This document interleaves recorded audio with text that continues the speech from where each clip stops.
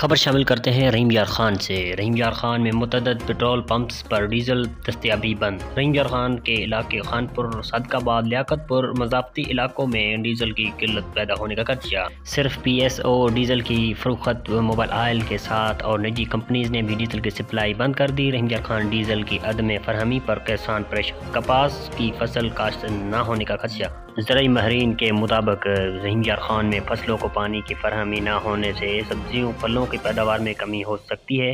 Diesel की किल्लत से ट्रांसपोर्टर्स भी परेशान। जब तक डीजल का रेट नहीं बढ़ता बहरान जारी रहेगा। सदर पेट्रोलियम एसोसिएशन पाकिस्तान।